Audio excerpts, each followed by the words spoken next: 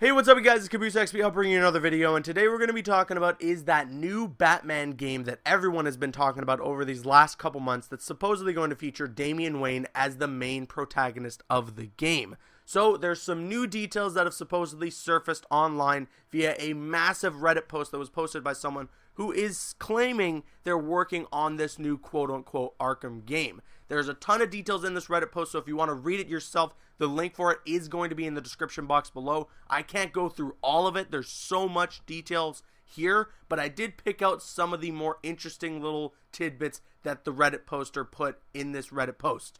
So let's just get right into it. The first little tidbit of news that I picked up, or the little details that I picked up off of this Reddit post, is that there is going to be a new batsuit, and Damian Wayne will have a new batsuit. So with the new batsuit, it does seem to take some inspiration off of Batman Beyond. There's going to be a big red bat symbol on the chest. Batman's eyes are going to glow red instead of white, and the cape is going to be all metallic looking, and it does have this armored look similar to how you had the batsuit in Batman Arkham Knight. Black Mask is going to be a woman in this game. Two-Face is going to be taking on a new persona and is going to be far different from the original Two-Face that we all know and love. This is something that I actually talked about previously, in which now Two-Face is taking on the mantle of the Judge. Supposedly, this game does take place within Arkham continuity. However, it's supposed to feel like a soft reboot of the Arkham franchise. So to compare this, I'd best compare this with what they did with X-Men Days of Future Past. So X-Men Days of Future Past takes place within the X-Men continuity. You know, X-Men 1, 2, and 3, all those films still exist, but what they were trying to do with Days of Future Past was they were trying to just reset the timeline and restart completely from scratch with the X-Men franchise, but still keep some of the same actors and these characters from the original franchises because they're so well known. So it seems like that's what they're trying to do with this new Batman game. That's what WB Montreal is trying to do, is just create this soft reboot with Damian Wayne being the protagonist and all these new villains and this new world that you can explore. So it feels different, but it's still within the same continuity that everyone knows and loves. Bruce Wayne has still lived through the events of Batman Arkham Asylum, Arkham City, and of course Arkham Knight. So that is kind of interesting to hear. I wonder how they're going to handle it. Supposedly it takes place 10 years after the events of Batman Arkham Knight. Alfred has passed away, unfortunately, and Bruce Wayne has taken on that sort of role in which he is now a mentor to Damian Wayne. So here's one of the details that I read in this Reddit post that I was really dumbfounded by. To be honest, I find this to be extremely ridiculous, and one of the things in this Reddit post that makes me almost feel like all the information that's being provided here is just 100% fake. So I'm going to read to you exactly what is said in the Reddit post. So he says, "Imagine Batman Beyond, but with Damian Wayne.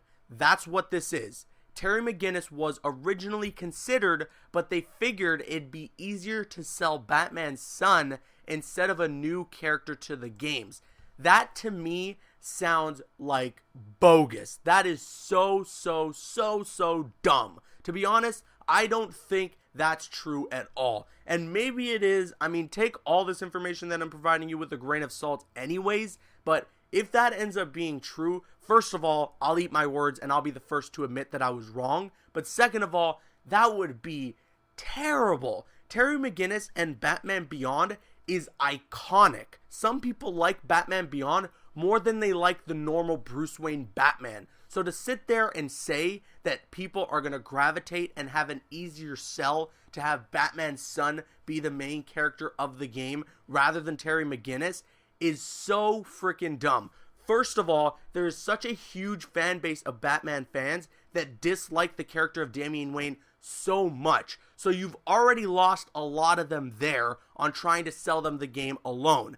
Then you're going to not include Terry McGinnis because you think it's easier to sell Batman's son as the main protagonist. You've already lost so many Batman fans. That's ridiculous. Like I said, this is one of the parts in the Reddit post where I read it and I was like, there's just no way. Terry McGinnis is an iconic character. People have known about him for so long through all the animated series, through the comic books and everything like that. And many people, like I mentioned, love Batman Beyond even more than the original Bruce Wayne Batman. So to not have Terry McGinnis be the main protagonist over Damian Wayne because Damian Wayne is just Bruce Wayne's son and that'd be an easier sell, that just sounds like bogus to me. But what do you guys think? Maybe I'm wrong. Maybe some of you feel that that is true, and that does work in a salesperson type of perspective.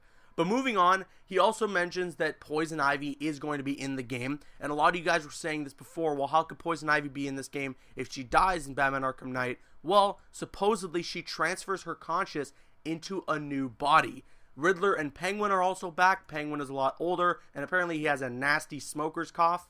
And Harley is also back in this game in the form of a side mission. She now runs a cult that worships the Joker, and her role is supposedly not going to be nearly as substantial as it was in previous Arkham games. So Harley is coming back. She is going to have a side mission, but she's not going to be nearly as integral to the story as she was in all the other 3 Arkham games. That sounds about right. This is one of the little pieces of information that I was like, you know, maybe this is true, because Harley running a Joker cult for everyone that worships the Joker, that sounds about like what Harley Quinn would be doing after the events of Batman Arkham Knight. Jason Todd is also rumored to be in the game. It seems he is regretful of the events of Arkham Knight, but he is still Red Hood, and he is still killing criminals and taking names. Azrael is now going to be a villain in this game because he is pissed off that Bruce didn't let him take on the mantle of the Batman. Although Damian Wayne is Batman, people still think he's Bruce Wayne, often calling him Bruce during encounters. So when you run into some thugs on the streets and everything, they mock you and call you Brucey, because the last thing they remember was Batman being revealed to be Bruce Wayne on live television during the events of Batman Arkham Knight. Now, last but certainly not least, the little piece of information that I got from this Reddit post is that a trailer for this game is expected to drop during E3 2017, and a release date for the game is expected for Q1 or Q2 of 2018. Now, that's a long ways away, but it seems about right considering how far along they might be into development, especially with the cancellation of the Suicide Squad game. Now, with all this said, all this information that I've just fed to you, as much as it may be, take everything with a grain of salt. There's going to be some sites out there that tell you 100% that all of this is true, and maybe it is. That's not to say that it isn't. Some sites, they report stuff and they get it right, and maybe that will end up being the case here. But take everything with a grain of salt. Don't sit there and tell yourself that it's true, because then you're going to set yourself up for disappointment if it isn't.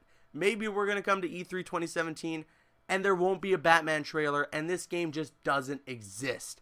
That is just the reality of it. So just take all this information with a grain of salt. Don't let any site out there tell you that their information is 110% true, because that's just never the case. Some things could be different. Some things that they report might not be true, and we'll just never know until the game is out and in our possession, or a trailer lets us see some stuff that we've been hearing about through all these rumors. And if that's the case, awesome. All this information sounds juicy and it sounds interesting, and I am intrigued, and I want some of it to be true, but I have to sit back from a standpoint of someone who has reported on stuff like this before and tell you guys to take everything with a grain of salt. Some of this, and maybe all of this, might not be true.